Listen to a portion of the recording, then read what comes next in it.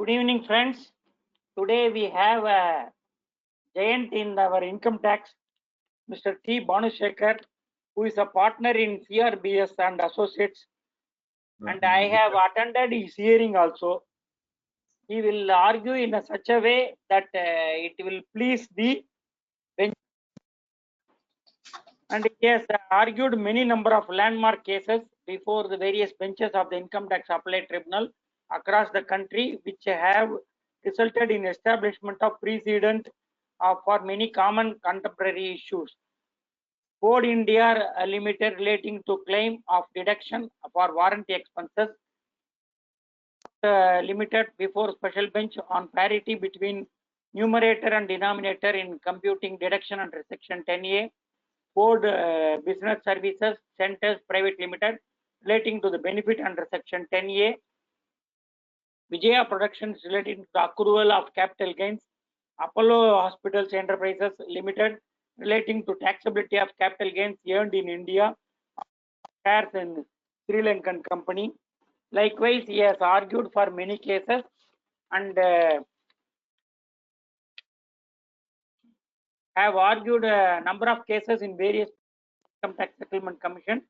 Author of the books Handbook on Assessment Procedure under Income Tax Act 1961, Search Assessment under the Income Tax Act, formerly visiting faculty in the Institute of Chartered Accountants of India, Institute of Company Secretaries of India, and Laila Institute of Business Administration on Direct Taxes, delivered lectures and presented papers on direct taxes and international taxation at seminars, meetings, workshops, conferences arranged by ICAI, South India Regional Council of the Institute of Chartered Accountants of India, as well as other ICAI, apart from those organized by other professional and public bodies, including several branches of various regions of the Institute of Chartered Accountants of India, actively participated in the trustee in brain trust session organized by branches of Institute of Chartered Accountants of India, participated in training programs of Committee on Income Taxes conducted by the Regional Training Institute of Income Tax Department. He has been chairman of Direct Taxes Committee of the Hindustan Chamber of Commerce, formerly columnist in Hindu Business Line, in the Personal Finance page featured on Sundays, authored the column Tax Talk, former member of South Indian Council of the Institute of Chartered Accountants of India for the period 2001 to 4. Was chairman of Fiscal Law Committee of the South India Regional Council of Institute of Chartered Accountants of India, was a special invitee committee of the ICAI, and in the continuing professional education of committee of the ICAI, presently co-opted member of the Direct Tax and International Tax Committee of the SARC of ICAI. It is over to our friend Bhanushekar sir. Thank you, Mr. Murli. First of all, I must state that all that Mr. Murli, my good friend, read was given in writing to him by me only. So whatever he read was nothing but a statement made by me about myself.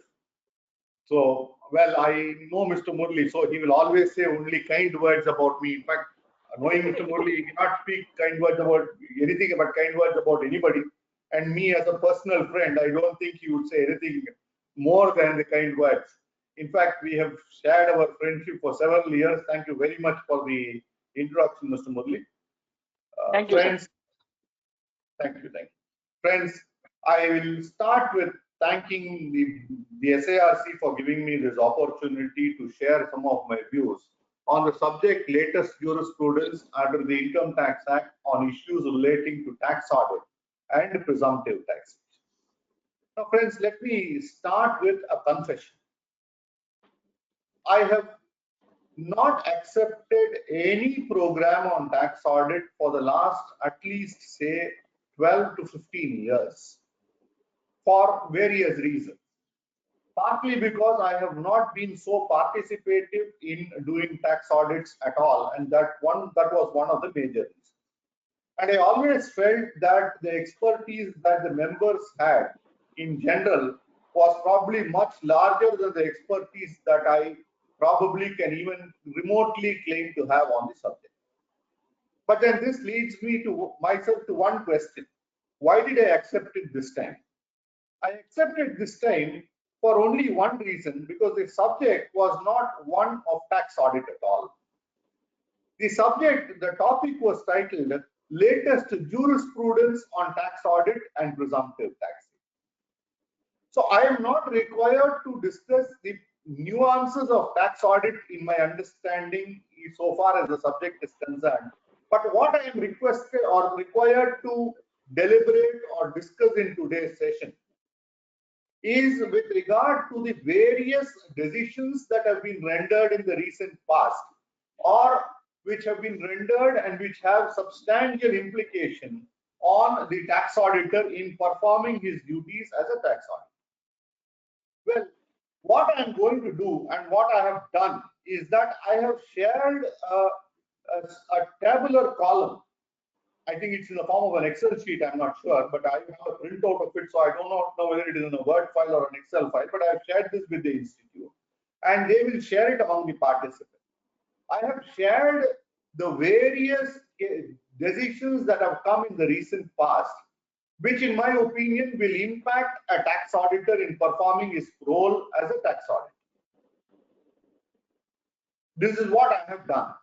So friends, first I will tell you that whatever decisions I am referring to, whatever citations I am referring to, are all there in the material which I have already circulated or sent to the institute, and which they have promised will be forwarded to all the participants very shortly.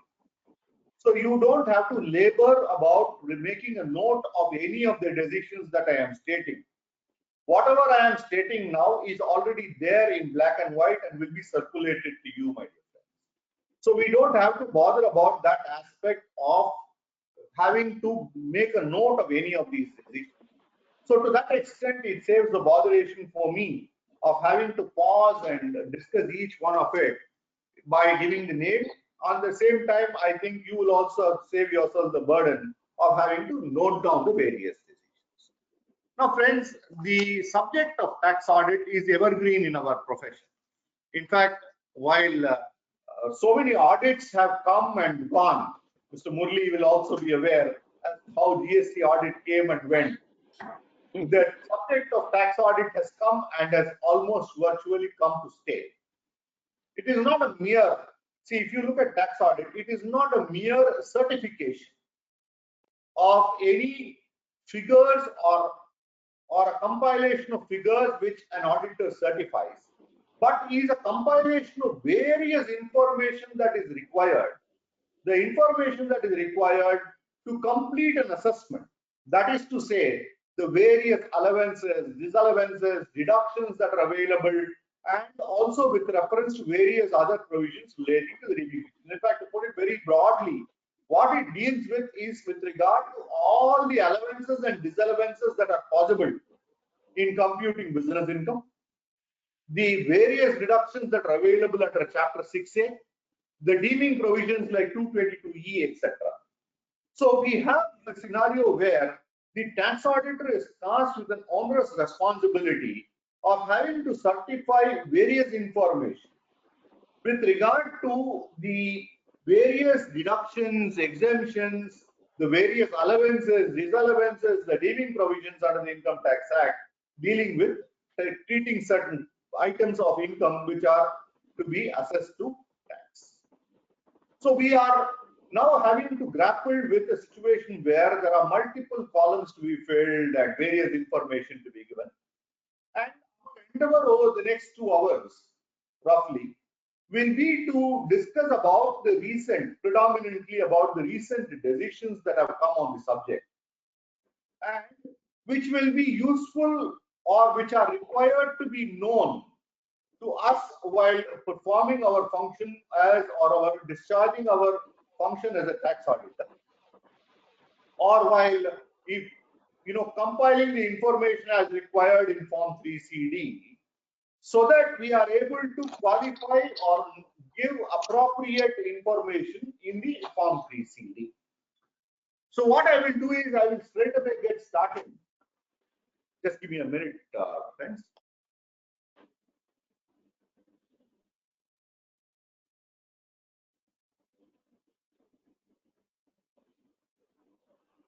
This is too low.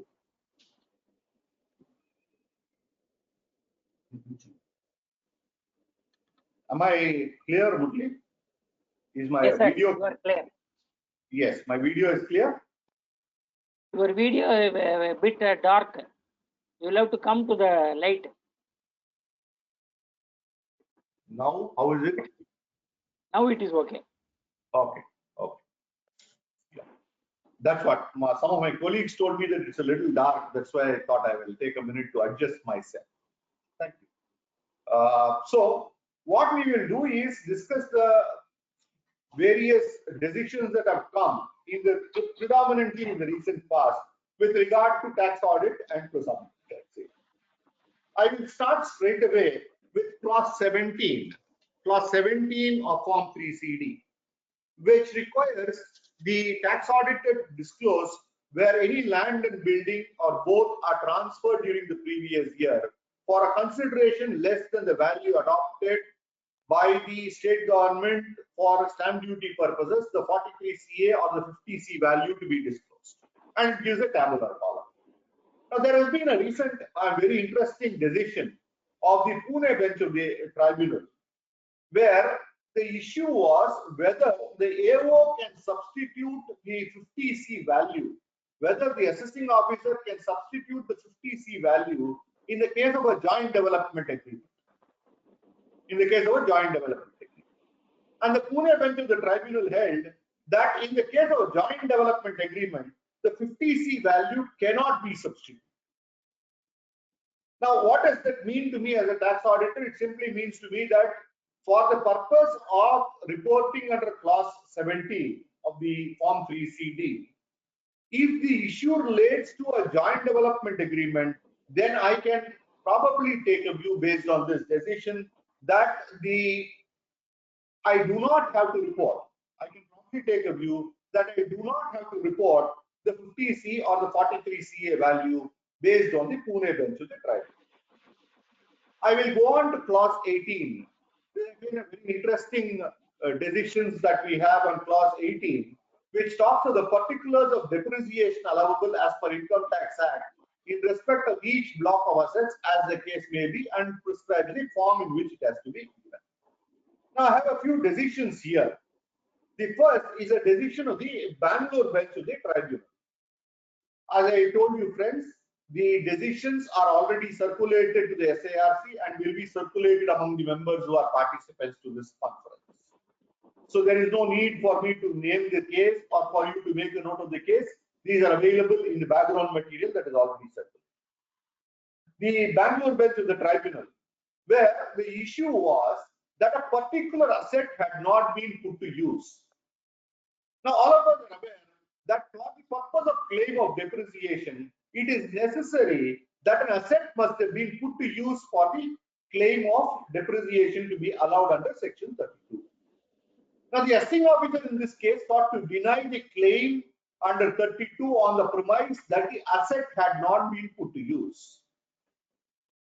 Now, this was subject to challenge before which reached the tribunal, and the assessee argued that this asset forms part of a block of assets, and once an asset enters a block of assets, what is to be looked into is not whether the asset has been put to use, but whether the block has been put to use.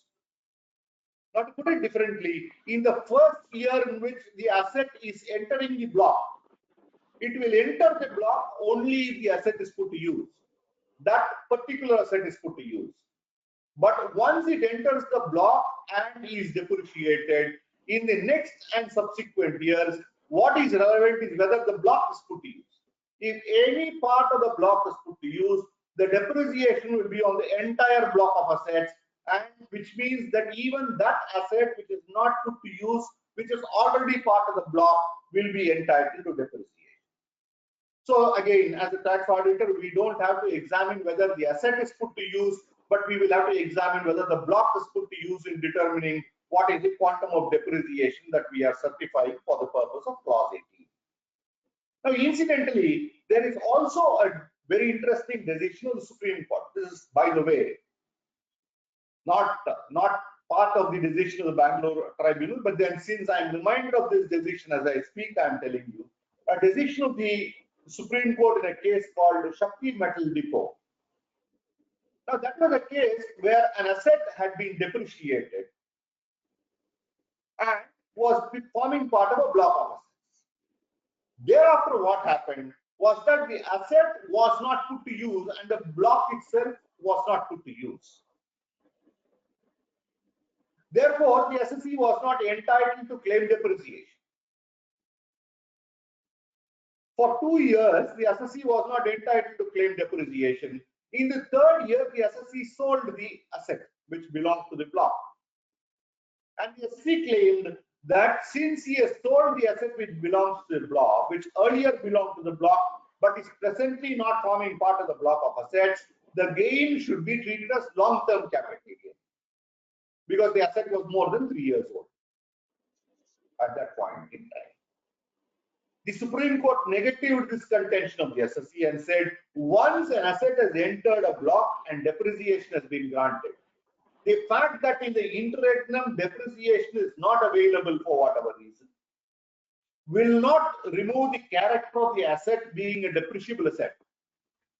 And depreciation is once allowed, it will retain its character as a depreciable asset, and that the provisions of section 50 will apply, which means the gain will be short-term gain only. This is just by the way, since I was reading this decision, I was also reminded of the decision of the Supreme Court.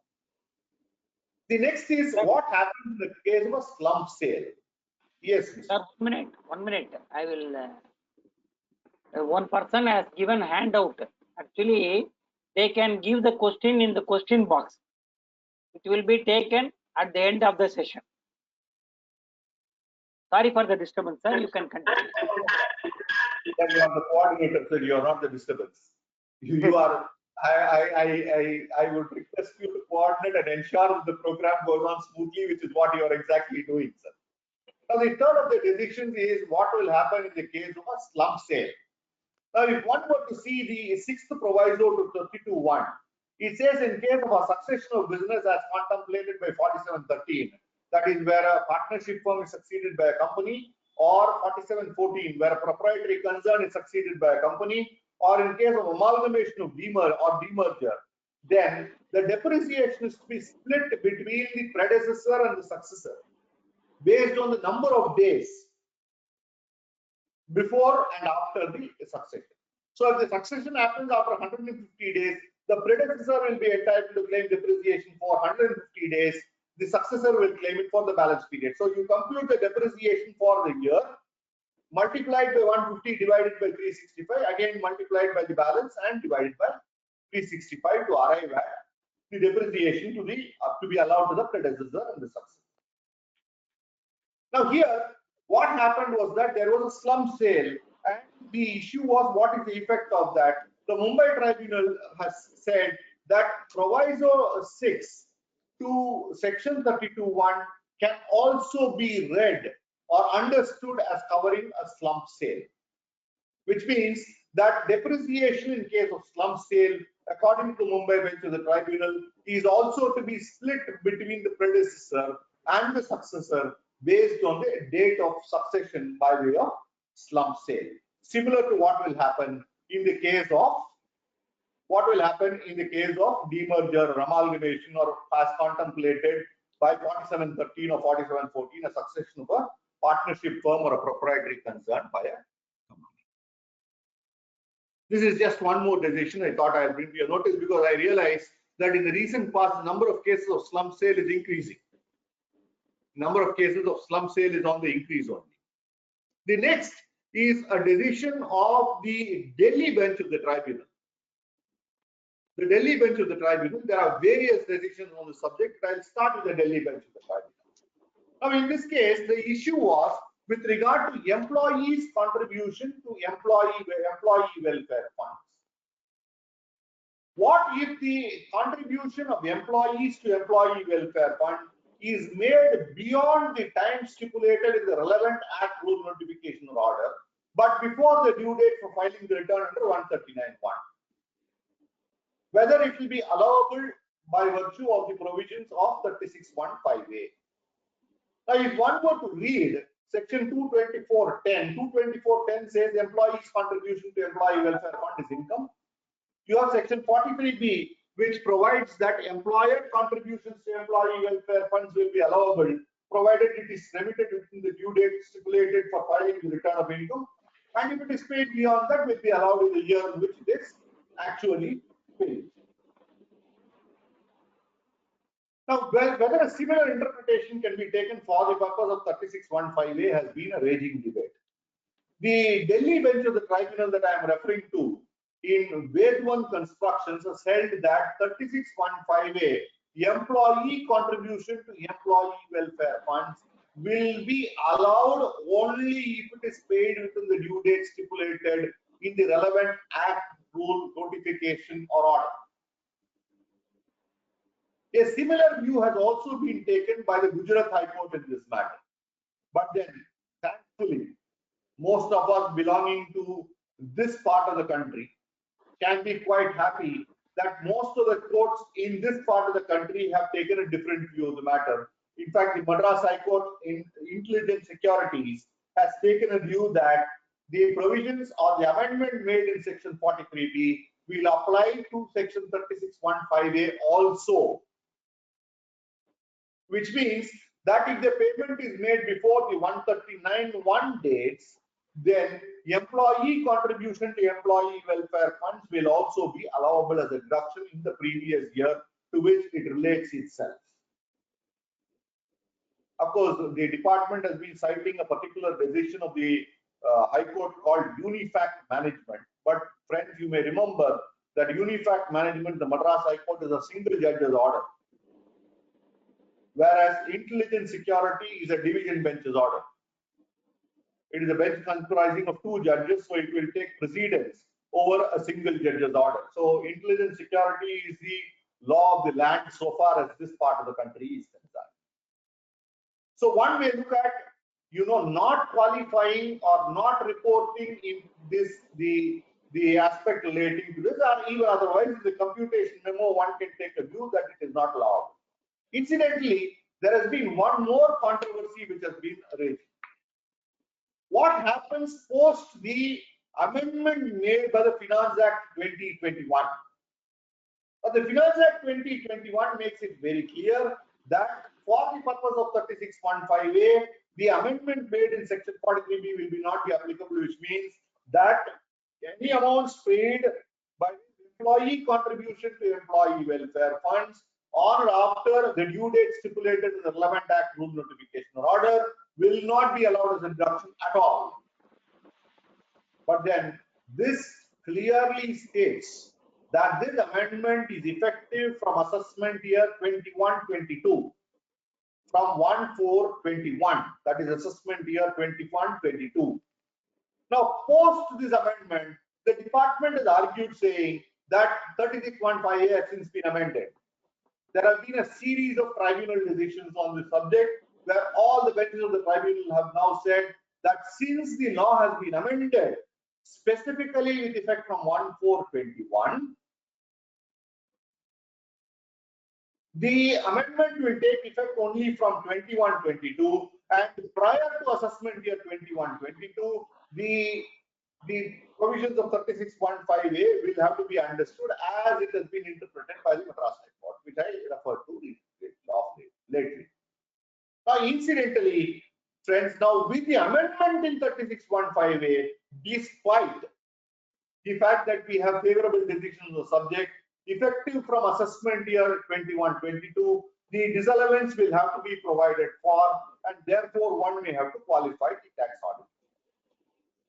The next decision is on clause 21A, the second item, 21A2, I will say. Expenditure under 37(1). This was a case where there was a partner of a firm who had incurred expenditure on foreign education. And the question was whether this is to be treated as personal expenditure.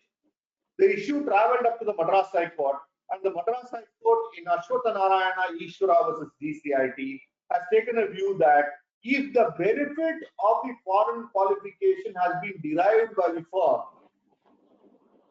if the benefit of the foreign qualification of partner has been derived by the firm, and if it can be demonstrated, then the expenditure is not personal in nature, but can be claimed by the firm as a business deduction.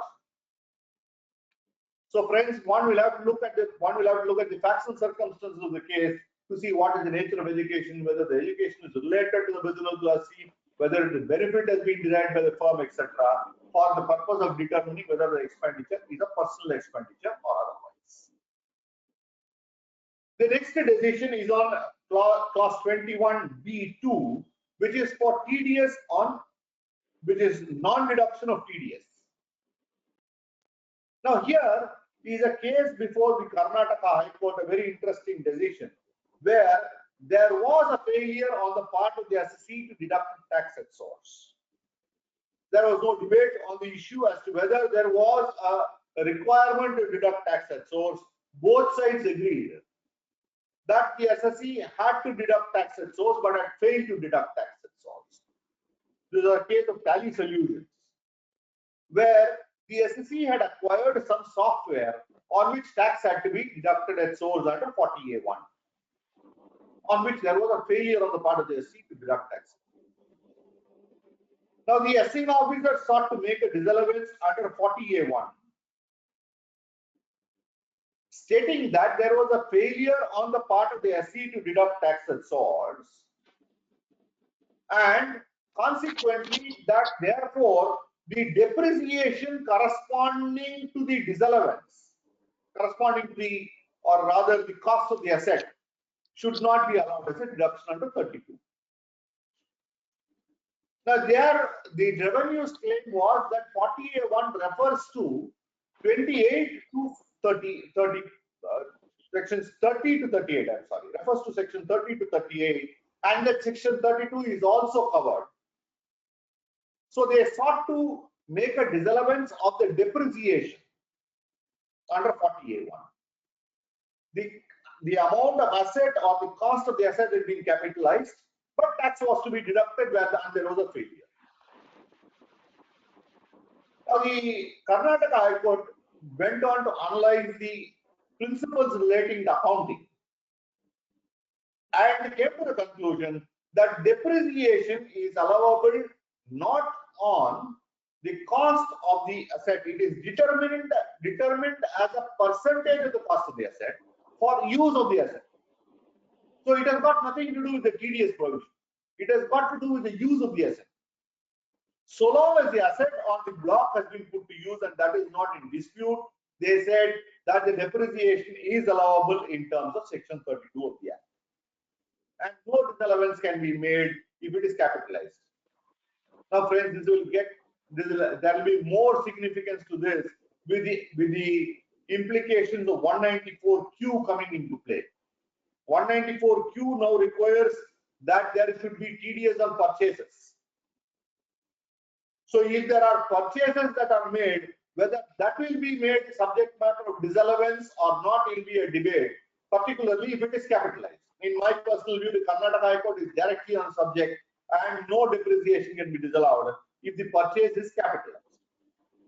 Now the question will arise, what if the purchase is debited to the trading account? In my view, if the purchase is debited to trading account, still one may argue that the disallowance cannot be made, because a debit to the trading account or manufacturing account, in my understanding, is an allowable claim under section 28 of the Act.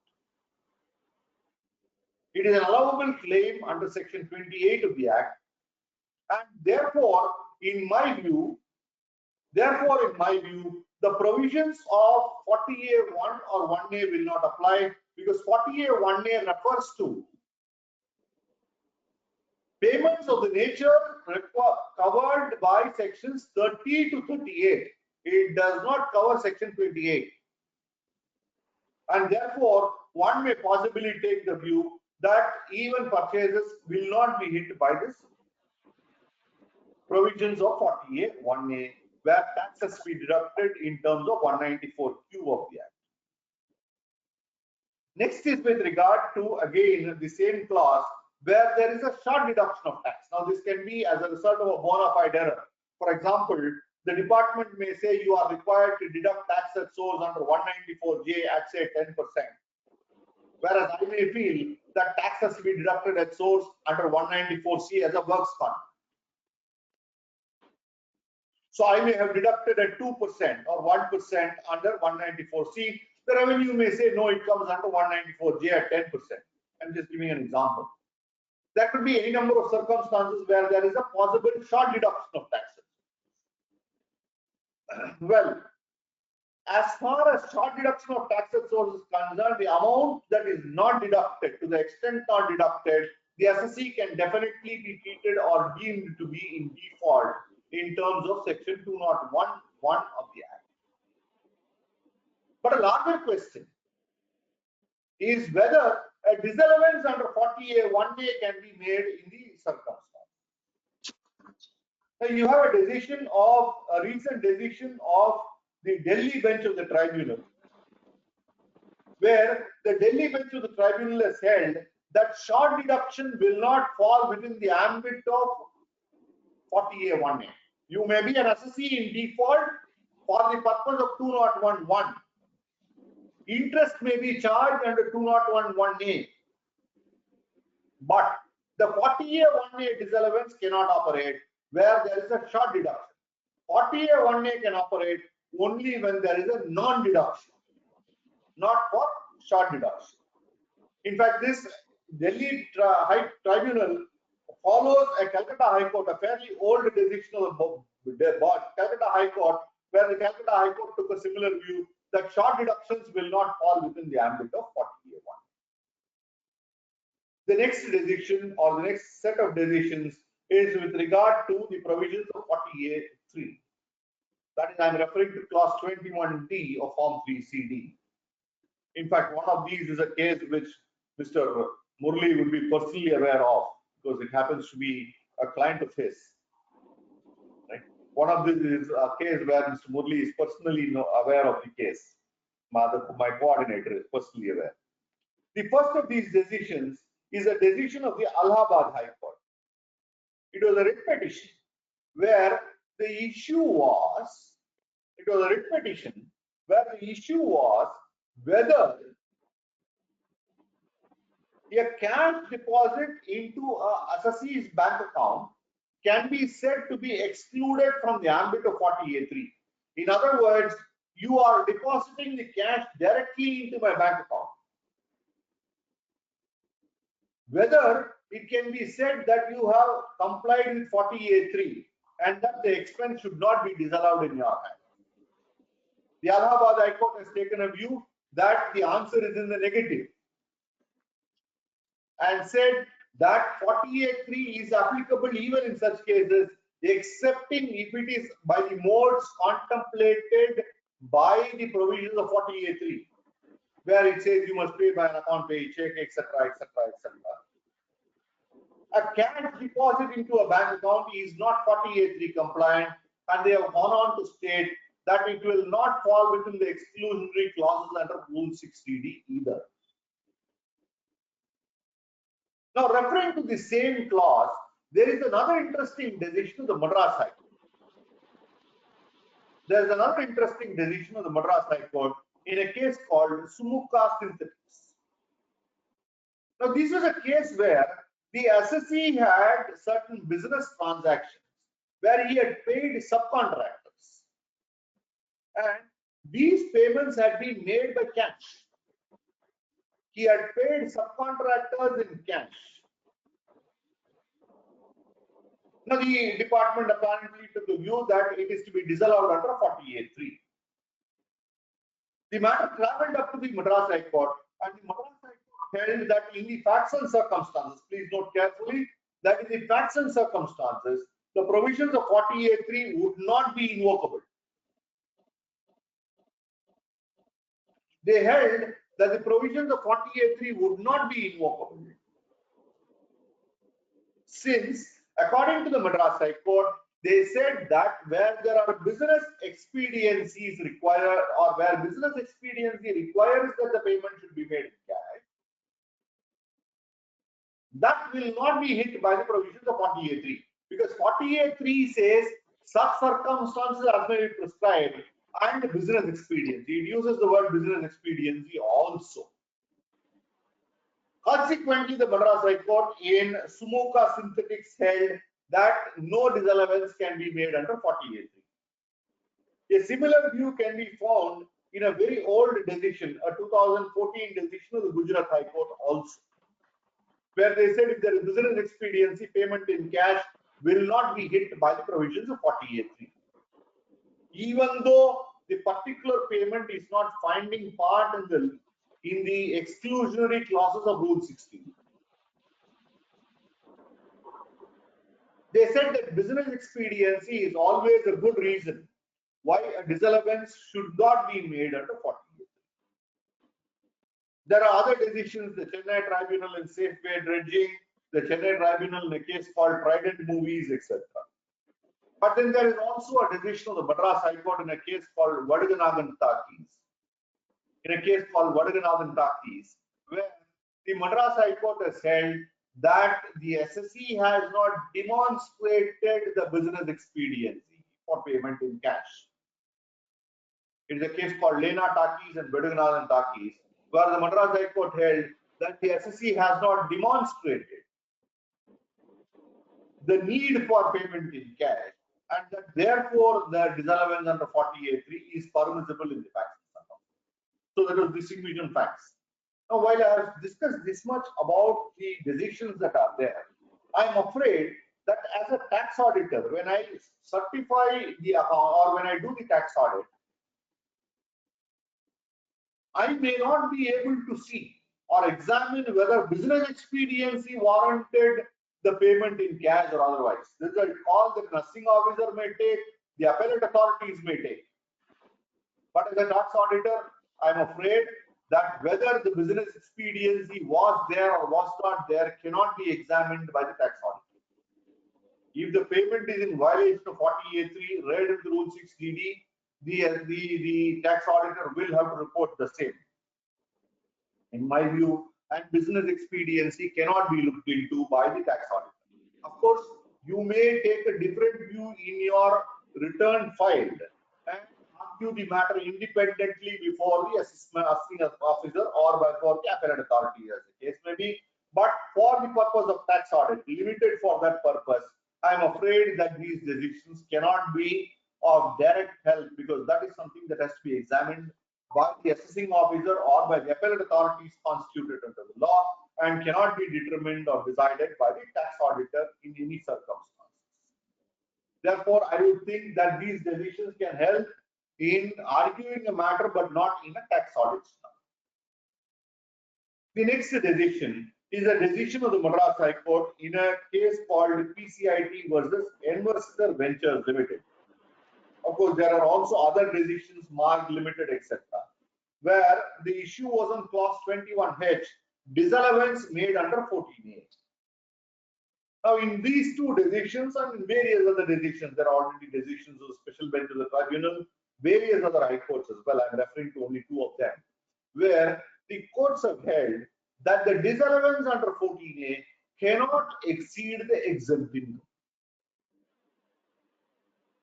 Now, what the department has been saying is that if there is an expenditure incurred to earn the exempt income, then Rule 8D has to be applied in its strict format, which means the present Rule 8D requires that all direct expenditure must be disallowed and plus 1% of the average value of investments at the end of each month.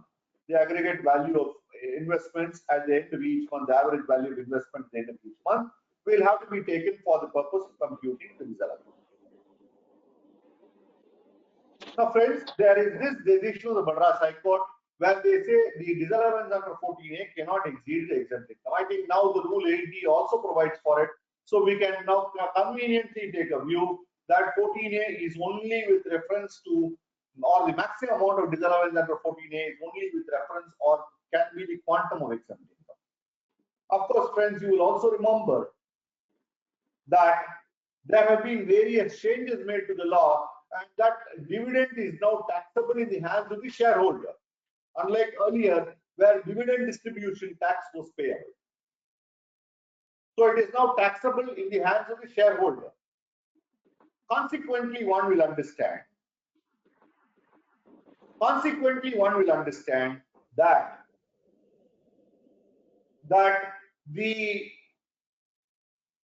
there cannot be a case for 14A disallowance in case of dividend income hereafter, which means that 14A itself is comparatively a provision which will lose much of its significance. However, if there is an assessee who has got a share of profit from a partnership firm, agricultural income, etc., the provisions of 14A may still be applicable, and to that extent, a certification in the Form 3CD may be required. The next aspect is with regard to section 21, clause 21 of the Form 3CD, and where they are referring to a payment which is of the nature referred to in 36(1)(3) relating to borrowing costs. Now, this is a case of the Gujarat High Court, before the Gujarat High Court, where the issue was that the assessee had provided for interest, had capitalized the interest and charged off to revenue a part of the interest based on the ICAI guidelines. He had capitalized a part of the interest and charged off to revenue a part of the interest based on the ICAI guidelines. Now, the FTM officer sought to rework this on some other basis. The matter reached the Gujarat High Court, and the Gujarat High Court came up with a fairly interesting and important decision, where the Gujarat High Court held that interest that is capitalized in accordance with the ICAI guidelines cannot be disturbed by the assessing officer. Now, friends, this is a very important principle in taxation in general. Now, all of us will understand that there is something called accounting principles and something called taxing principles. Now, how much of hold do accounting principles have over taxing principles? In fact, one were to see the classic decision of the Supreme Court in a case called Woodward Governor and another. CIT versus Woodward Governor and another, the other being Honda CL. This was rendered in the context of section 43A with regard to the allowability of certain exchange fluctuation, losses, or capitalization of exchange fluctuation gain. Now, there, in both these decisions, it's one common order of the Supreme Court, one for Woodward Governor, one for Honda CL, where the Supreme Court took different views. It's one common order. Interestingly, for Woodward Governor, the impugned year was before the amendment in section 43A, whereas for Honda CL, it was after the amendment in 43. So they went on to say that for Woodward Governor, the accounting principles will be the guidance for how the amount should be capitalized or claimed as revenue, etc. Whereas for the purpose of deciding in the case of Honda CL, they said 43A has since been amended, therefore 43A will govern. Now, this brings us to a very interesting principle in taxation. What is the principle that we are trying to look at as a global principle? Whether something that is correct in accounting is correct for taxation is the question. Now, if one were to read all these decisions and also very old decisions of Supreme Court in Chellapalli Sugars, UP State Development Corporation, etc., one will understand that what the court has been holding very consistently is that what is correct for accounting is correct for taxation also. But if there is a taxing principle to the contrary, then the taxing principles will apply in precedence over the accounting principles for taxation. I repeat, The accounting principles will apply or will be the guiding force for taxation also. But if there is a taxing principle to the contrary, then that taxing principle will gain precedence over the accounting principle and has to be applied for the purpose of taxation. So one has to look at each and every point, each and every case to see whether it is in accordance with the provisions of the Act. If the accounting guidelines are not in accordance with the provisions of the Act, then probably you can talk of a disallowance or an allowance being made or not being made. So this is analysis on a case-to-case basis to see if there is a taxing principle to the contrary. But if there is no taxing principle to the contrary, one can say that the accounting principles will guide taxation also. The next is a decision of the Delhi Tribunal in a case of 48(2). 48(2)(b), payments made to specified persons, where expenditure which is or payments which are made to specified persons, which is in the nature of expenditure, is to be disallowed if it is excessive or unreasonable. To the extent it is excessive or unreasonable. Right? If there is a payment which is excessive or unreasonable and it is made to a specified person as contemplated by 48(2), then a disallowance is warranted to the expenditure to the extent to which such expenditure is excessive or unreasonable. Now, in this case, there was a diversion of income. It was not a claim of expenditure. It was a diversion of income. I'm sure, friends, all of us are aware as to what is the difference between a diversion of income and an application of income. Application of income is that the income reaches my hand and then I use it for a particular purpose. Diversion is where somebody has a better title to it than me, where the income is diverted at source itself. Now, in a case where the income is diverted at source, the question was the implication or the effect of section 48(2). The Delhi bench of the tribunal held that the provisions of 48(2) are applicable only to items of expenditure, not to items of incomes which are diverted by overriding title. Now, the effect of this on your P&L account may be the same. Whether a particular item is diverted by overriding title or is expensed off may be the same. But insofar as the applicability of 48(2) is concerned, one can examine whether it is a diversion by overriding title, and if so, there is no question of disallowance under 48(2), is what the tribunal says. And I would be tempted to agree, because 48(2) only refers to an expenditure which is otherwise allowable under the provisions of the Act.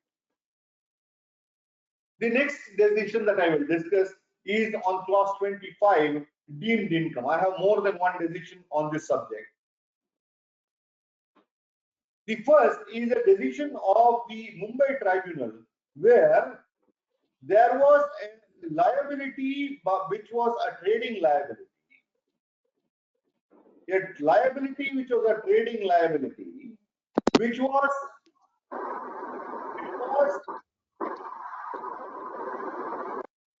I'm getting some sound here. There was a liability which was a trading liability, which had not been ceased, which had not ceased to exist, but was instead converted into share application money. So, in other words, I owed you some money. I owed you some money. So, what you did was, instead of my paying money, you said, okay, you treat it as your share application. Now, the question was whether 41(1) can be invoked in such cases. The Mumbai bench of the tribunal held that 41(1) cannot be invoked in such cases. Now, speaking of 41(1), there has also been a very important decision of the Madras High Court in this regard. Now, let me first advert the facts of the Madras High Court in a case called West Asia Exports. Facts of the decision in West Asia Exports. Now, this was a case where the SSE was originally in the business of timber, old timber business. he was an old timber business and he had discontinued that business 10 years back and entered a new line of business. He had discontinued the business 10 years back and had entered a new line of business. Now, there were creditors relating to the old line of business, which were outstanding for the last 10 years. The department said that these can be brought to tax under 41(1) because they are amounts on which a benefit has already been derived, which is no longer payable to the creditor. The SC had various arguments before the Madras High Court to say that the provisions of 41(1) are not invocable in this circumstance. But then the Madras High Court held in favor of the revenue and against the SSC and held that 41(1) is invocable in the facts and circumstances of the case. And what did they look into? They said, one, that the SSC had creditors in an old line of business which had been discontinued more than 10 years back, and that those creditors had not claimed the money. Though the SSC had discontinued his business, had not claimed the money for the last 10 years. A. B.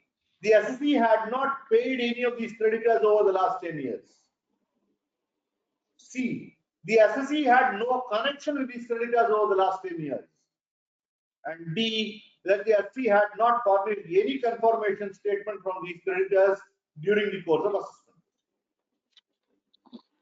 So it was on the peculiar facts of that case where the creditors related to a discontinued business that the Madras High Court took such a view. So I would think that in each and every case where there is an old credit, it is not necessary for us to state that 41(1) is applicable. 41(1) would be applicable only when there is a cessation of liability, and whether there is a cessation of liability is something that the SSC and the assessing officer should be able to debate and decide between themselves. I would think the tax auditor's role is a little limited there, and unless it is fitting exactly into the facts of the case in the Madras High Court, I don't think there is a need to make any qualification in the Form 3. With regard to the same clause, there is also a decision of the Bombay High Court where the SSC had a sales tax loan which was settled at NPV, at the net present value. A sales tax loan which was settled at the NPV. The assessing officer took a view that since it has been settled at NPV, the excess over the NPV should be falling within the ambit of 41(1). So interestingly, I'm personally not fully convinced. The Bombay High Court said that no, the provisions of 41(1) are not applicable to this case. Right? The provisions of 41(1) are not applicable to this case. Now, continuing on the same clause 25, that is on section 41(1). This is a case where Kerala High Court was called upon to decide when the provisions of 41(1) will be applicable if TDS paid on expenses is written back. TDS paid on expenses is written back. When will 41(1) be applicable? At the time of write back or at the time when the TDS is received? The Kerala High Court took a very interesting view that at the time of write back, it will not be attracted. It will be attracted only when it is received. The next decision is a decision of in the context of clause 26, which is in the context of 43B. This is again a decision of very great import, a decision of the Supreme Court. Now, this was a case where interest was payable, and these interests came to be converted into debentures. These interests came to be converted into debentures. I was not able to pay the interest, but instead, instead of paying the debenture, instead of paying the interest, issued debentures to the extent of interest value. Now, the question was the implication of 43B. The SC claimed that since he had issued debentures to the value of interest that was payable, the interest is deemed to have been paid, and that therefore the provisions of 43B would allow him the claim for deduction.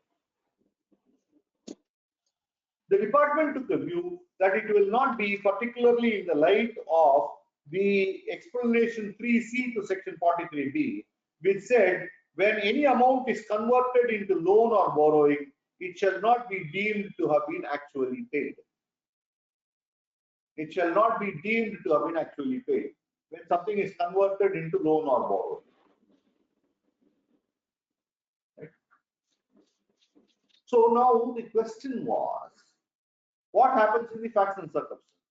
Supreme Court said, now it's a case where debentures have been issued. It has not been converted into a normal loan or normal borrowing. But debentures, which is an instrument which has been created, has been issued. And that therefore the provisions of 43B will not, or explanation 3C will not affect the claim, and that the claim can be made. This is a decision of very far-reaching implication. So wherever there are debentures that are issued and not mere conversion into an ordinarily loan or borrowing, this decision of Supreme Court will come to the rescue of the SSC for allowability.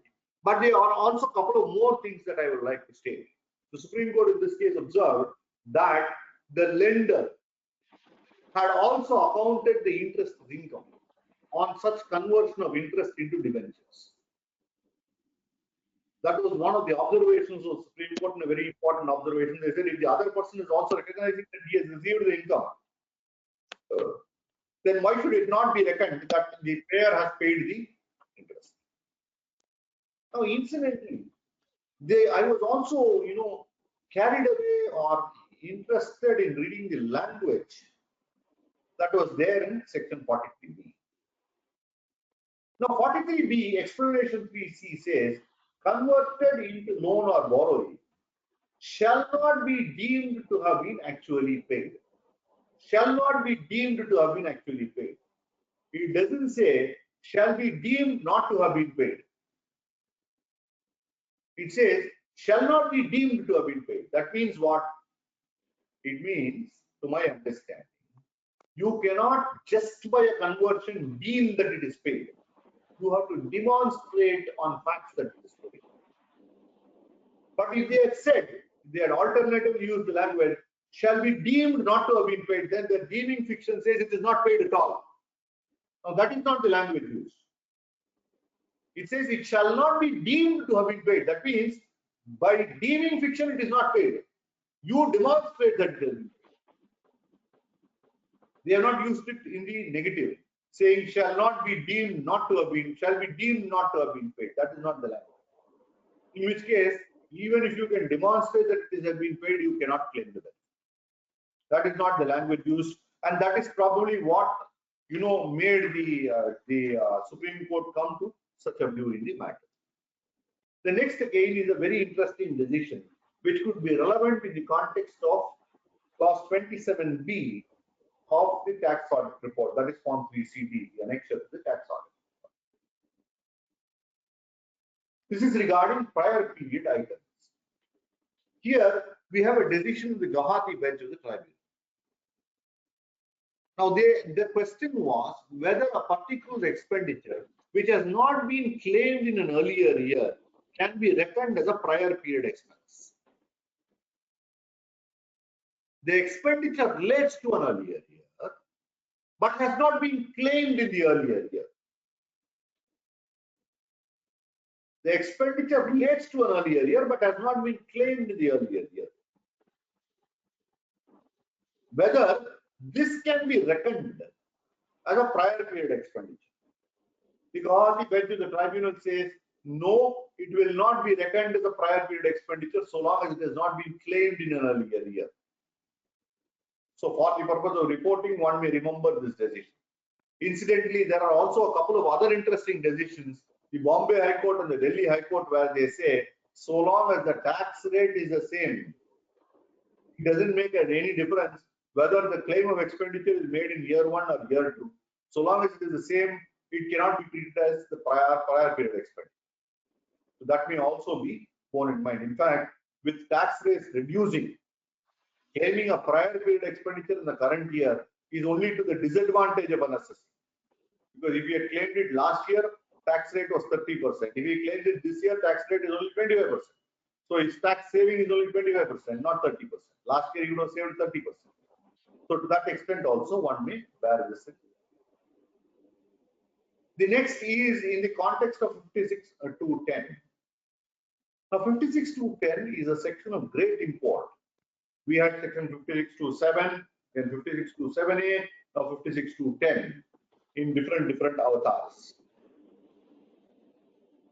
Now 56 to 10 provides that if any sum or any asset is received without consideration or for inadequate consideration, and if it exceeds a particular monetary value, then the value of such consideration which is not paid will be deemed as the income of the recipient. Will be deemed as the income of the recipient. So if you are going to give me an asset worth 1 crore for just say 25 lakhs, then as per 56 to 10 or the old 56 to 7 or 7A, the balance of 75 lakhs would have been treated as income in my hands. How this is to be reckoned is provided for in the provisions of the Act. But then, interestingly, the department has taken a view that bonus shares will also fall within the ambit of 56 to 7, which is now 56 to 10. So will I have to report if bonus shares are issued in Form 3 CD? Now there is a decision of the Karnataka High Court again, where the Karnataka High Court has held that bonus shares will not fall within the ambit of 56 to 7. Of course, consequently 56 to 10 also. You also have a decision of the Mumbai Tribunal in a case called Sudhir Menon. A decision of the Mumbai bench of the tribunal in a case called Sudhir Menon, where the issue was with regard to right shares. The Mumbai Tribunal had taken a two-pronged approach to say that 56 to 7 or 7A or 10 will not apply in these circumstances where right shares are issued, so long as they are issued on a pro rata basis. That is, if you are a shareholder holding 10 shares and if you are entitled to 1 right share, and if I am a shareholder holding 20 shares and I am entitled to 2 right shares, and let us assume we are only 2 shareholders for the sake, then 56 to 10 is not applicable because it is given pro rata to all the shareholders. Now, what is the rationale? The rationale is I and you in this example are owners of the company. I and you are owners of the company. In what proportion did we own it? We owned it in a particular proportion. Now, after the rights issue, in what proportion will we own it? We will own it in the same proportion. So now there is nothing new that has come to me. The same assets are held. So the bonus shares are nothing but an accretion to the shares, but at the same time do not add value in the real sense to me, because the value of assets that I am holding in the company is still one and the same. That is the decision taken in the context of right shares, and I think will apply with equal force to bonus shares also. But interestingly, there is one more reason why the Mumbai bench of the tribunal took this view in the context of right shares. They said the language used in 56 to 7, which is now used in 56 to 10, says received. Right? But when I am allotted shares, whether by way of bonus or rights or a fresh allotment of shares, I don't receive the shares, I am allotted the shares. There is a difference between receipt, which is of an existing asset, and granting of a new asset to me, which is created at that point in time. So this is, when I am allotted fresh shares, the shares are created at that point only. When it is allotted to me. Only on allotment it gets created. So you cannot say it is received. Received should be of an asset which is already in existence. Therefore, the Mumbai Bench of Tribunal held that right shares will not fall within the ambit of 56(2)(7) or for that matter 56(2)(10). Interestingly, we can probably take a view on 56(2)(10) applicability on the basis of these arguments. But the Karnataka High Court has gone with one further theory.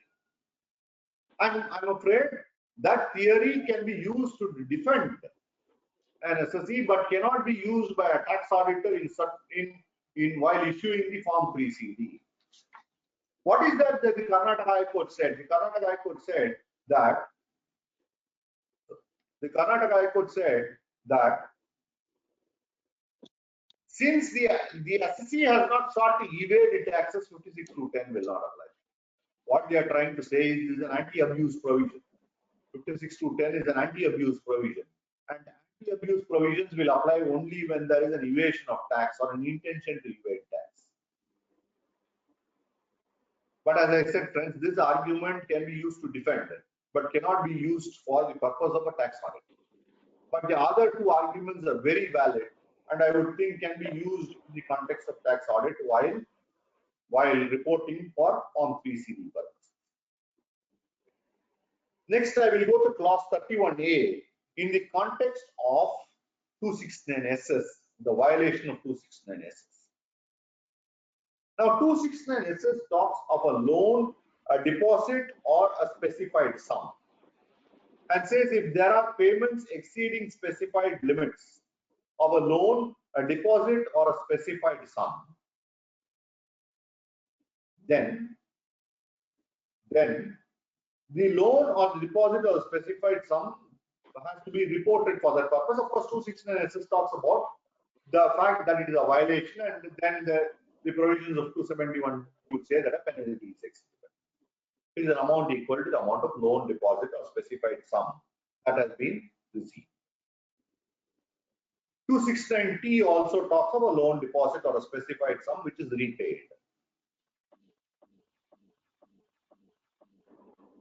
Now, here is an interesting case where rental advance was paid, and where the department said that rental advance will fall within 269SS as a loan or a deposit. Because you call it a rental deposit also. The Delhi High Court held that it is not going to be a loan or a deposit, going to be taken as a loan or a deposit, but has to be taken as an advance, and that therefore the provisions of 269SS will not apply. The provisions of 269SS will not apply. Please note, friends, the 269SS or 269T deals with the aggregate within the year, and further that 269SS and T will also cover interest payments. Unlike 40A3, which is in respect of payments at a given day, in a given day. Right? So 269SS will not apply for rental advance.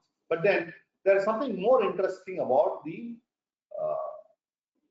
decision of the Delhi High Court, where they went on to understand what is a loan and what is a deposit. They said it is actually very interesting, at least for the sake of academic interest, I think one should read that decision, the Baidyanath Plastics, the Delhi High Court, where the Delhi High Court was asked as to, or the question before Delhi High Court was, what is the difference between loan and deposit?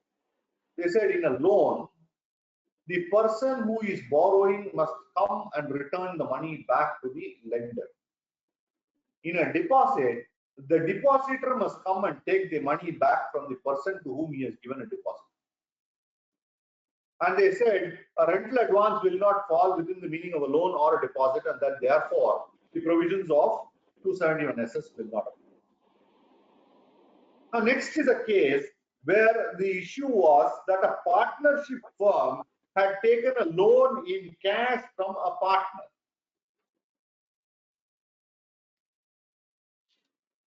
And The firm took a view that since it had taken a loan only from the partner, the provisions of 269SS are not violated. Their logic was that partner and partnership firm are one and the same under common law. For the purpose of taxation only, they are two different persons. Therefore, according to the assessee, it was not a loan taken from any other person but from oneself. And therefore, the provisions of 269SS was not applicable. Unfortunately, this argument did not find favor with the Mumbai tribunal, and the Mumbai tribunal took a view that 269SS violation will apply in such cases also. Of course, they also went on to say that if reasonable cost is shown, protection will be available. But otherwise, per se, the transaction is hit as a violation of 269SS. So one will have to report this also. Incidentally, 269SS, the reporting requirement is of loan transactions. So this has to get reported. Now, in this context, though in the light of a different section, there is also a decision of the Kerala High Court. This may be in a different context, but this is equally applicable even in the facts and circumstances. Now, that was a case where a partner paid interest to a partnership firm. The partner had overdrawn on his capital account and paid interest to the partnership firm and claimed that there is no requirement to deduct tax at source since 194A will not be applicable. Because the payment was by a partner to the firm, that is by one person to oneself, according to the assessee.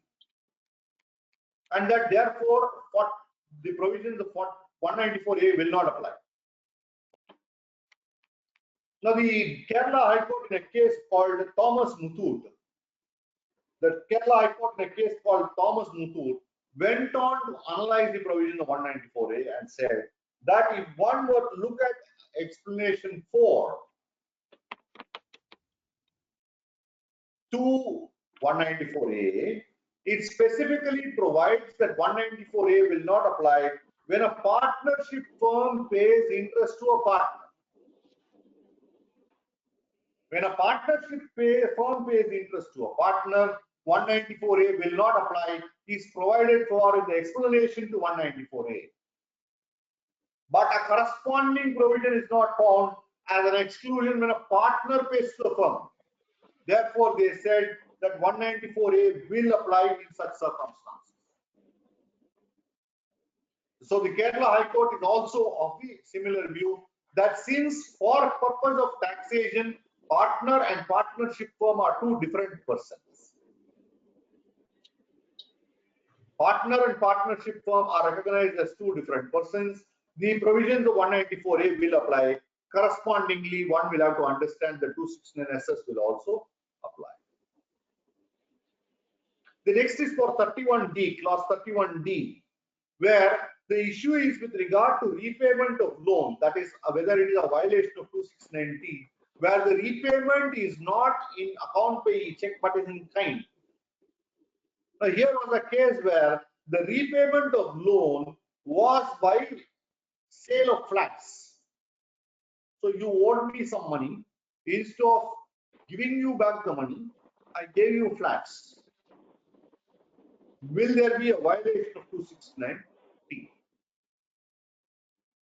The Visakhapatnam bench of the tribunal has taken a view that 269D talks of certain modes and settlement otherwise than by those modes that are contemplated will amount to a violation of 269D. Will amount to a violation of 269D. I am not fully convinced with this decision because I think still one has to examine the aspect on facts in each case. Now let us take a simple example where I owe you some money. Right? Now at the same time, while I owe you some money, I am also supplying some goods to you. So you now have to pay me the money for the goods. Supposing we decide to pass an accounting entry squaring off the loan. It is purely an accounting entry, squaring off the loan.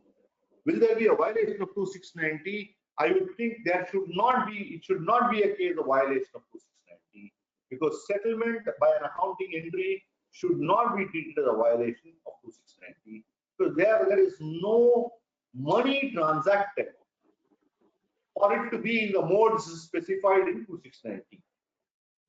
How can I pay a flat in account paying check or through bank?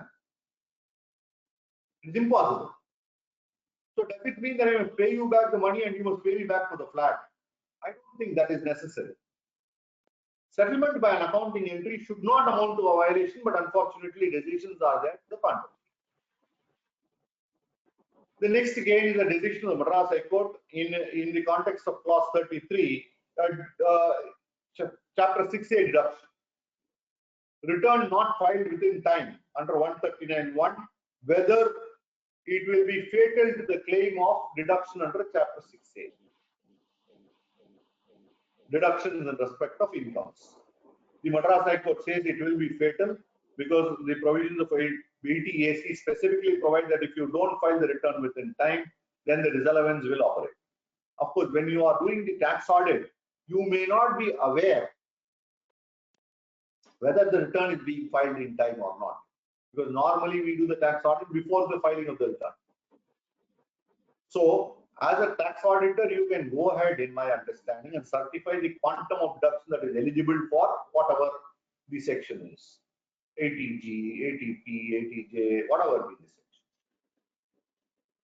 But the claim made by the SSC, whether allowable or not, will depend on whether the return has been filed or not. So as a tax auditor, this decision will affect me only if I am certifying the tax audit after the time under 139(1), where I have to see whether the return has been filed or not. Otherwise, it will not affect me. The next again is on chapter 6A, a very, very interesting decision of the Supreme Court in a case called Reliance Energy. A very interesting decision of the Supreme Court in a case called Reliance Energy, which talks of the quantification of deduction available under chapter 6A in respect of deductions in respect of incomes.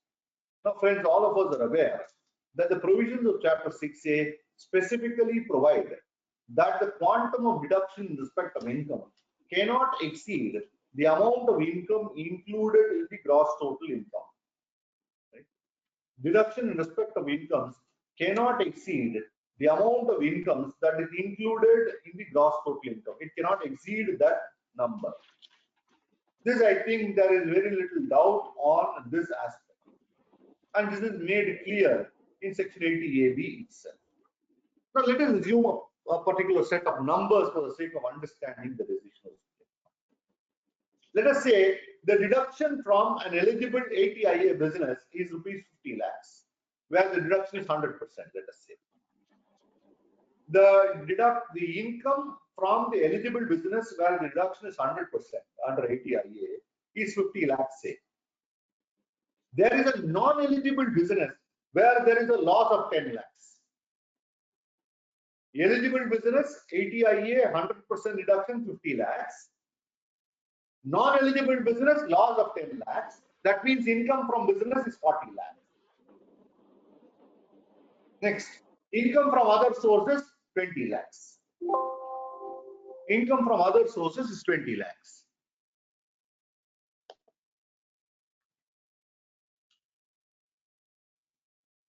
Right? So gross total income is 60 lakhs.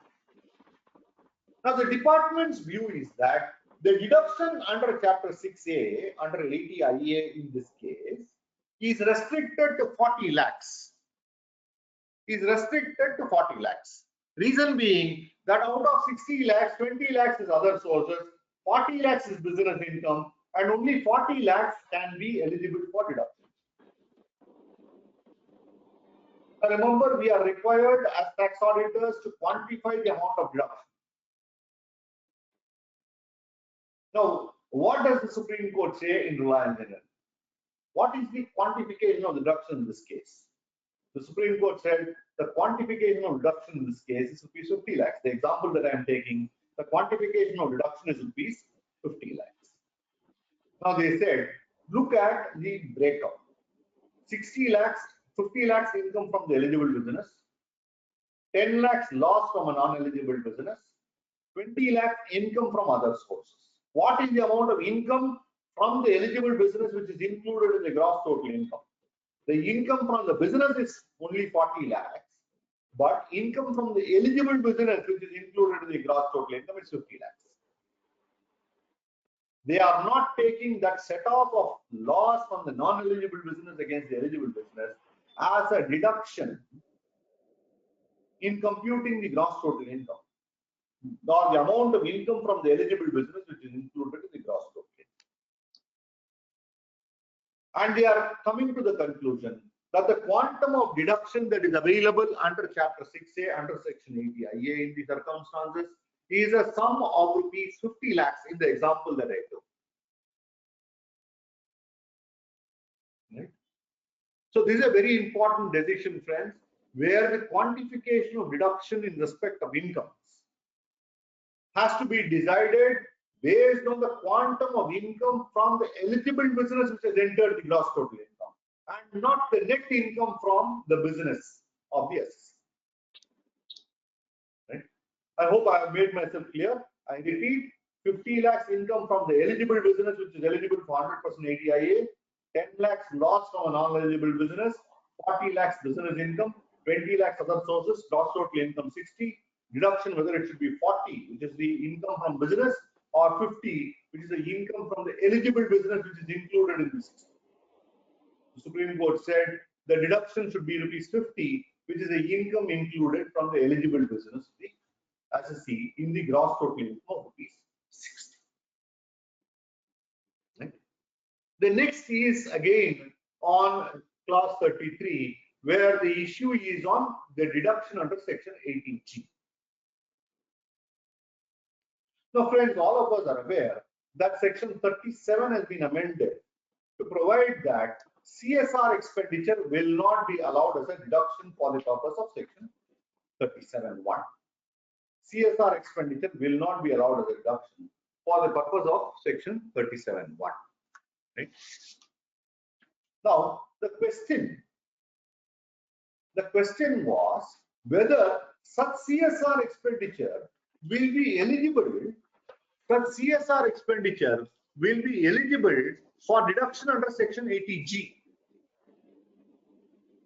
The department argued that there is an express provision in Section 37(1) that it will not be available. The deduction will not be allowed. The assessee argued that the prohibition is only for the claim under 37(1), not for the claim under 80G. The Kolkata bench of the tribunal has gone on to analyze the provisions and said that in respect of CSR expenditure, in the circumstances, 80G will be available. Reason being that the embargo placed under 37(1) is only for the claim under 37(1), not for 80G. In fact, they went on to analyze the provisions of 80G and said, you look at 80G, where for Swachh Bharat and Clean Ganga projects, a contribution made by way of CSR, they specifically provide will not be eligible for 80G. If you are claiming contribution to Clean Ganga and Swachh Bharat as CSR expenditure, then such CSR expenditure is not eligible for 80G, is expressly provided in 80G only for Clean Ganga and Swachh Bharat projects. They said it is not provided for others, and therefore 80G will be available. So in a case where, say for example, I have made a contribution to a Prime Minister's Relief Fund, which is a CSR activity, then by virtue of 37(1), I cannot claim the amount. But under 80G, I could claim even 100%, because 80G allows me 100% for PM's relief fund. Okay. So there is no embargo on 80G. So one can, while the tax auditor is filling up the Form 3CD, the claim for 80G can be conveniently provided for in the Form 3CD itself, excepting if it is Swachh Bharat or Clean Ganga project fund. where the ATG specifically provides for a non-allowability thereof. The next is again a decision of the Karnataka High Court, which is relevant for the purpose of clause 34, applicability of TDS on professional services. Now, this was the case, the facts of the case I will have to narrate a little. This is a case where, in the facts, it was a payment by a third-party administrator, a TPA as we call it. See, what happens is whenever there is a Mediclaim insurance, the medical insurance company is supposed to pay the hospital. Now, this in turn is paid by a TPA. The medical insurance company doesn't directly make the payment. It makes the funds available to a third-party administrator called a TPA, and the TPA settles the hospital.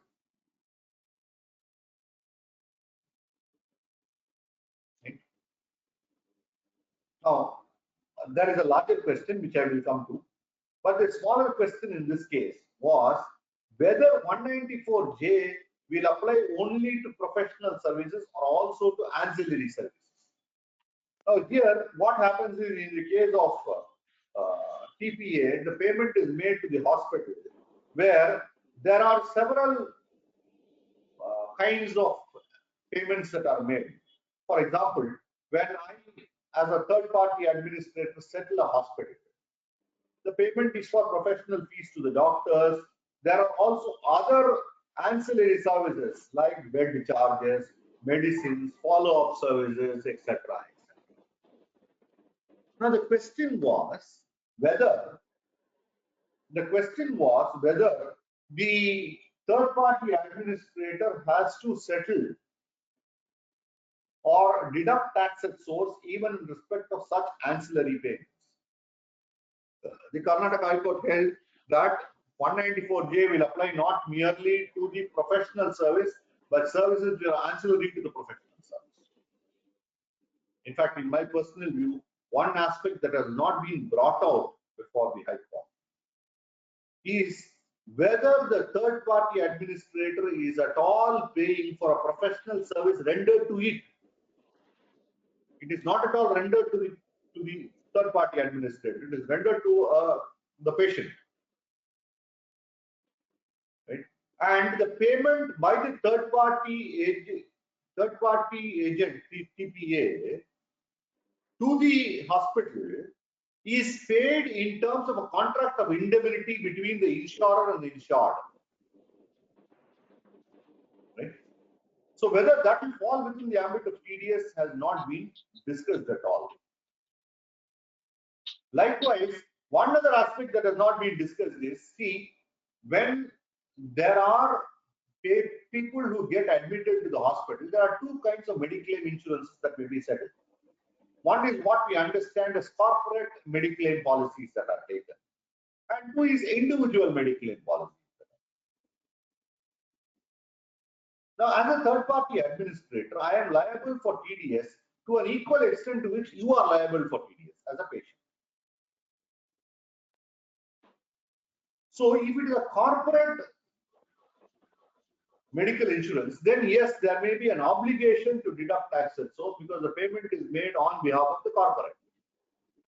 But if it is an individual who is the patient who has taken the insurance in his own by himself, then there is no obligation for the individual to deduct tax at source, and consequently no obligation can be fastened on the TPA also, the third party administrator also. Right? These are aspects that have not been discussed by the Karnataka High Court. But then, in this context, one may also notice that there is a board circular number 23 of 2017, where the board has clarified that GST will be outside the ambit of TDS. So, to that extent, we can still be safe despite this decision. Next is in the context of clause 36A, deemed dividend. Right? Now here, I was reading this particular decision again of the Karnataka High Court. But this is the decision of the Karnataka, where I had to read and reread the provisions of 222E for me to understand why the Karnataka High Court had come to such a conclusion. Now, all of us are aware of the deeming fiction of Section 222E, which deems certain loans and advances to be treated as a dividend. To be treated as a dividend. Can I just pause for a minute, Murli? I'll come back. Yes, sir. Yes, sir.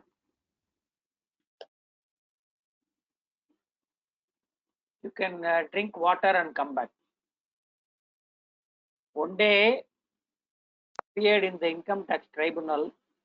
Before me, Bhanu Shekhar was taking a case, and he has explained all the facts to the bench. After that, he went. But the next advocate followed the process of what Bhanu Shekhar allotted. The bench said, you are not Bhanu Shekhar, and you should not follow the precedent of another person. You will have to argue in your own case. And in that case, Bhanu Shekhar won the case. I was happy to note that it's in his case, and of course, my case was on that day adjourned because of the department is not ready, and it was taken on some other date and completed in a favorable way.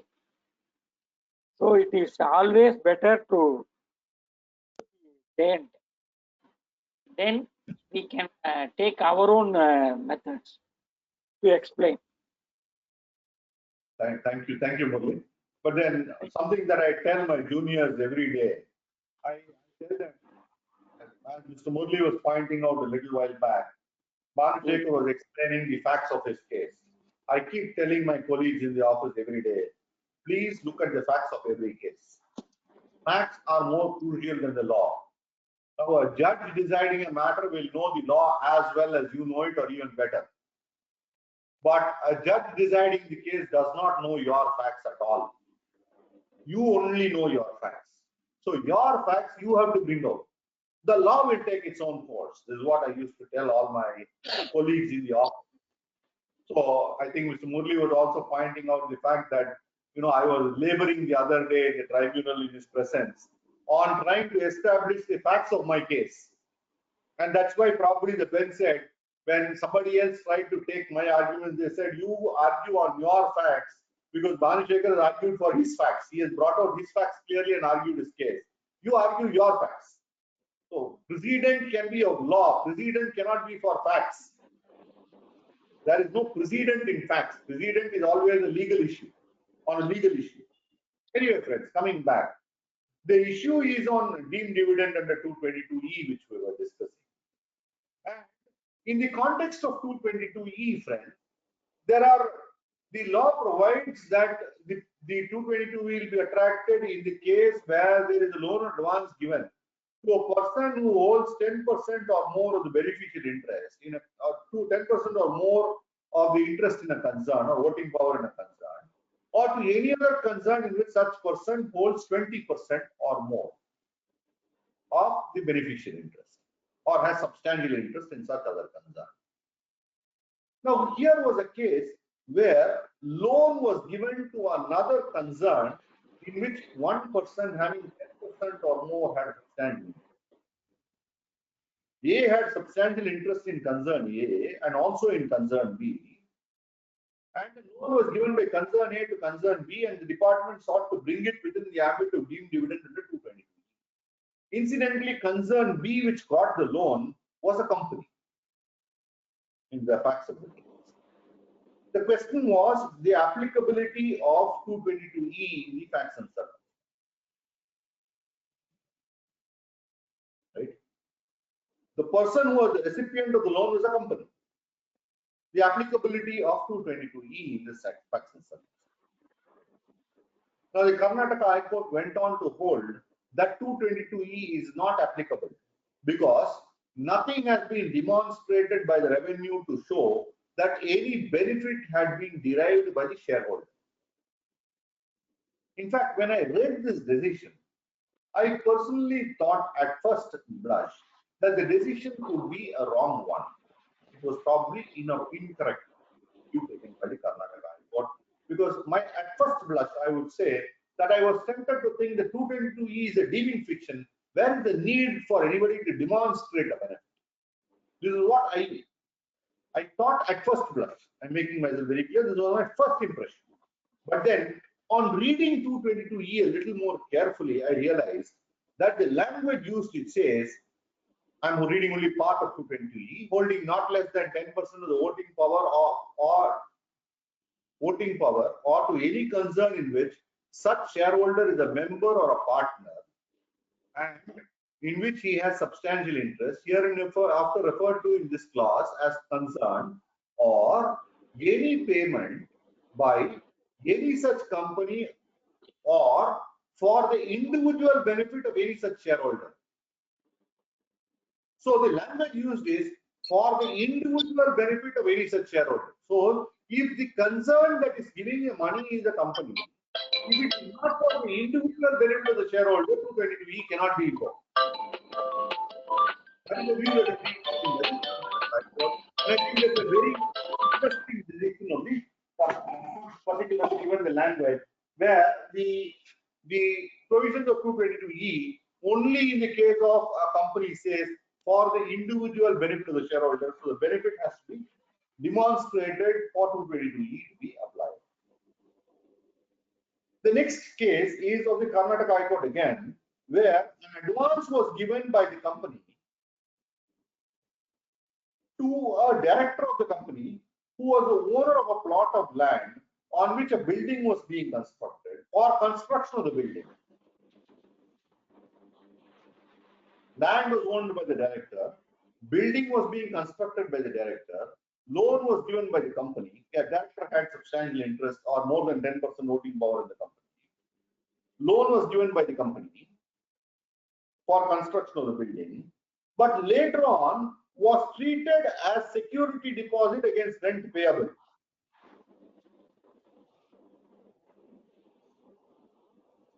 Now the question was whether 222E will be attracted. They said this is a pure commercial transaction.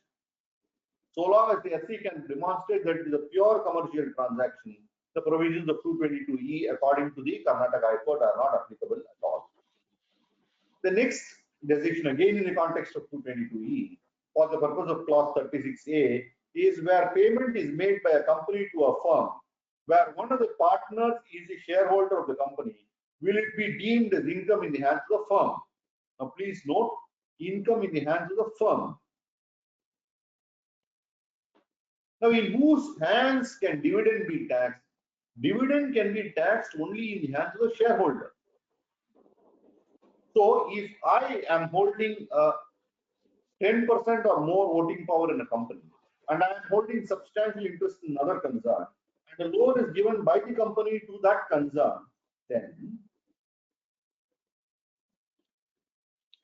222E, if at all it is attracted in my hands and not in the hands of the firm or that concern, because I am the shareholder of that company. You cannot treat it as dividend in the hands of the concern because the concern is not a shareholder. Right? Now, when this came up, the Madras High Court in Abdul Wahid held that there cannot be a taxability in the hands of the firm, but the taxability, if at all, is only in the hands of the shareholder and cannot be in the hands of the firm. In fact, there are earlier decisions of the Supreme Court in a case called Gopal and Sons HU of National Travel Service, etc., where the Supreme Court held that it can be taxed in the hands of the HU of, etc., because on facts they said that in those cases the HU of is the beneficial owner, right? Or the firm is the beneficial owner. Gopal and Sons HU of National Travel Service, etc.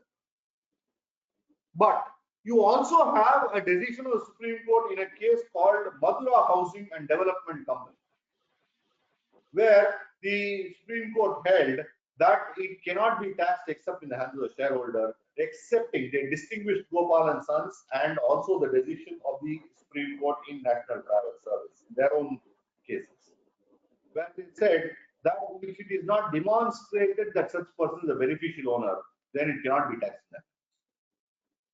So the provision of 222E can be applicable not to the recipient of the loan, but to the shareholder only. Now, friends, I thought these were some of the decisions that I could share in the context of tax audit, which are of recent origin. I also have to discuss some aspects relating to presumptive tax. I've just taken a few issues relating to presumptive tax, some of them decisions, some of them issues as I can see them, where I have tried to look into the provisions of 44AD, or for that matter, these will apply to 44ADA also. Right? And to look into the applicability of 44AD or ADA, as the case may be, to the facts of a particular case, and how they are to be applied in the facts of a particular case. Now, friends, as far as 44AD and ADA are concerned, there are hardly any decisions available, very few of them, and of recent origin, hardly any, excepting one that I could lay my hands on. But I have also taken a couple of other issues which I thought could be relevant for our discussion. So what I will do is pause here for some time in relation to issues on tax audit and go to some of the issues on presumptive taxing. I'll take a few minutes before I try to answer the questions that the organizers may have received in the meanwhile. Now, the first is on applicability of the provisions of 44AD in case where a person receives interest and remuneration from a firm. See, I am a person who is a partner of a firm. I am receiving interest and remuneration from the firm. Can I apply 44AD, assuming that my gross receipts is less than the limit prescribed by 44AD? I repeat, I am receiving interest and remuneration from a partnership firm, right? I want to apply the provisions 44AD to the interest and remuneration as a partner of the firm, right? Whether that can be applied. Now, the argument of the SSC was that these are treated as business income and are part of my gross receipts from the business, are part of the gross receipts of the business, and therefore I am entitled to the provisions of 44AD. This aspect was analyzed in depth by the Chennai bench of the tribunal and has been also subjected to a further appeal before the High Court, and the Chennai tribunal and the Madras High Court have taken a similar view in the case of Anand Kumar versus ACI. Anand Kumar versus ACI. Now, the Madras High Court went on to analyze the provisions of 44AD, read along with it section 28(5), and said that no doubt by virtue of 28(5), the amount of receipts by way of remuneration and interest, no doubt is business income. But 44AD refers to gross turnover or total turnover or gross receipts. Now, the SSC's claim is that the remuneration and interest is part of the gross receipts from the business carried on by him, because the partner is also carrying on business along with the firm. When my firm carries on a business or a profession, I am also carrying on that business or profession because I am supposed to, expend my knowledge or my labor for the purpose of the benefit of the firm only, for which I am getting a remuneration. The Madras High Court went on to analyze the provisions of 44AD in this test and said 44AD refers to total turnover or gross receipts, and went on further to say that the term gross receipts will take its color from the words total turnover proceeding in. And since the term gross receipts will take its color from the term total turnover, the receipts by way of remuneration or interest on capital is not in the nature of gross receipts. And in any case, it's not a business carried on by the partner, but by the firm, and that therefore the provisions of 44AD are not applicable. The same will apply to us for 44ADA also. Incidentally, friends, I must state that the Madras High Court also went on to analyze the provisions of 44AD2 and said that 44AD2 states that any deduction available under 30 to 38 is deemed to have been given full effect to, and that 28(5) is conspicuously absent there. And that therefore, for that reason also, they said that 44AD cannot be applied to remuneration and interest on capital from a partnership firm in the hands of a partner. It's a very important issue because I have come across many assessees who have wanted that we should offer the income under 44AD because it's very, very economical for them. You get remuneration and interest on the firm, offer 8% thereof as income, or 50% if it is 44ADA, and balance you don't have to prove the claim of any expense. What happens in such circumstances? I think the Madras High Court is staring at their face, and personally I am tempted to think or agree with the Madras High Court on the point that 44AD or ADA cannot be applied to remuneration and interest on capital. The business or profession should be carried on by that assessee in his individual capacity for that provision to be applied. The next is the implication of a profession that is carried on, which is of the nature referred to in 44AA. A profession that is carried on, which is of the nature referred to in 44AA. Can 44AD be applied? Now, 44AD6 very clearly prohibits the claim of 44AD benefit, where 44AA profession is carried on. So one can not get the benefit of 44AD, but at best can get into the provisions of 44ADA if otherwise qualified, and claim the same only under 44ADA.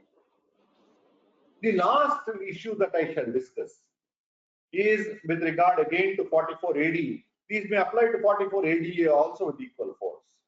Now, this is a case where the assessee has declared a profit under 44AD for assessment year 2021. In 21-22, say next year, he opts out of 44AD. What is his liability to maintain books and conduct tax audit? Now, what does the provisions of 44AD4 say? It says that if you have claimed 44AD for any of the 5 years,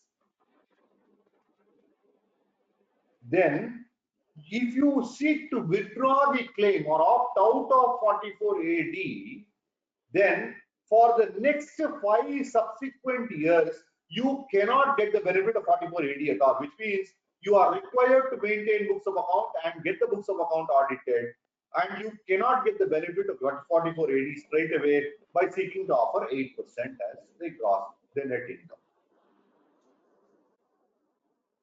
But then the provisions of 44AD4 also say that you must maintain books and get the books of account audited if the income exceeds the maximum amount not chargeable to tax. So what happens if I have had a loss in those years?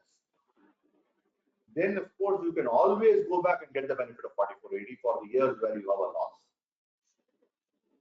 You don't have to maintain books and get them audited. Next, I am maintaining books, but I have not got them audited. Though I have opted out of 44AD and therefore lost the benefit of 44AD for a subsequent year. I have opted out of 44AD for 1 year and therefore lost the benefit of 44AD for a subsequent year. But I have maintained books for that year, but not got the books of account audit. Right? Can the assessing officer apply his best judgment saying, you have not got the books of account audited? My humble view is that he cannot. Non-maintenance of books, it can lead to a best judgment. Failure to conduct a tax audit as required by law can lead to the levy of penalty under 271 capital B at best. But that by itself cannot lead to a best judgment assessment. So the assessing officer cannot give a go-by to my books of account and proceed to try to assess me to the best of his knowledge or make a best judgment assessment. He has to accept my books so long as he finds them to be true and correct. If he is rejecting the books, then yes, he can proceed. But having maintained books properly, the failure to conduct a tax audit cannot lead to a best judgment assessment in such circumstances. So friends, what I will do is I will stop here for some time with a request to my coordinator to take over, and also to the organizers to share with me the queries, if any, that have been sent by the viewers of this program.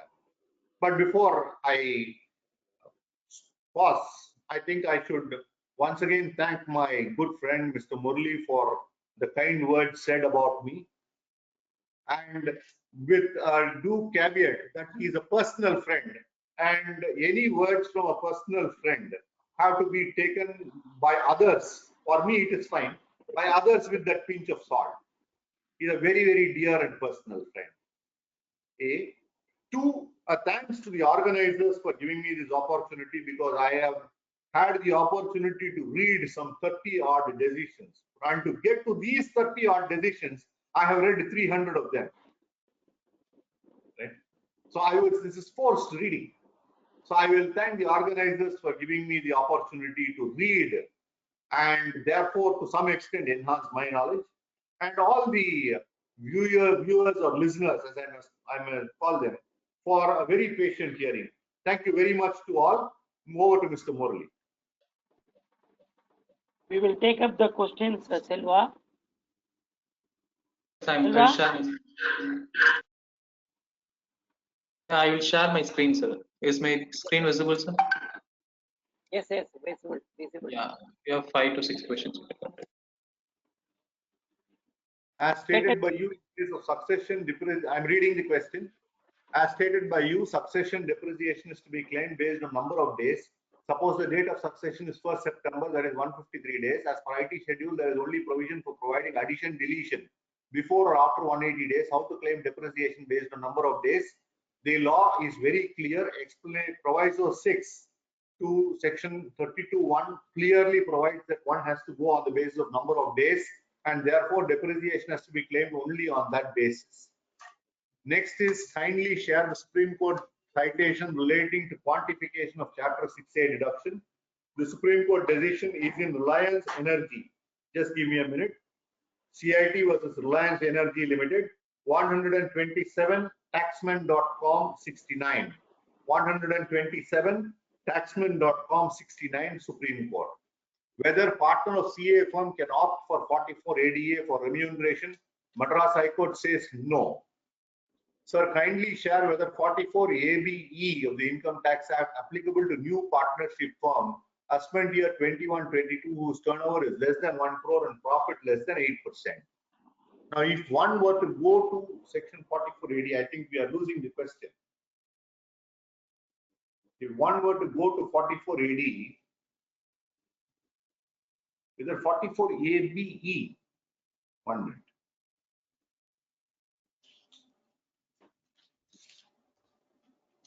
(44 ABE) says carrying on business shall, if the provisions of 44 AD4 are applicable. 44 AD4 is where one has opted for 44 AD and has then come out of 44 AD. Right? So if you are a new partnership firm, 44 AD4 cannot apply, and therefore clause E of 44 AB will not apply. Next, whether to consider tax audit limit business wise or person wise, in my view, it has to be with reference to the person. Right? Next, 44 AD not opted in previous year, submitted ITR as per tax audit in current year. Whether return can be, I'm not able to read the question, Selva. Question number 6 we are on. Selva? It should be visible. Now it should be visible. Yeah. I No, meant it is not visible. Go as down. 1 minute. So sorry, it's past actually. Sorry. Now is it visible, please? 44 AD not opted in previous year. In current year, whether return can be submitted without opting 44 AD and without tax audit by maintaining only books of account, it is possible. Now, question is, if you get into 44 AD and then opt out, then 44 ADA places an embargo on your claiming 44 AD benefit for the next 5 succeeding years and requires you to maintain books and get the books of account audited.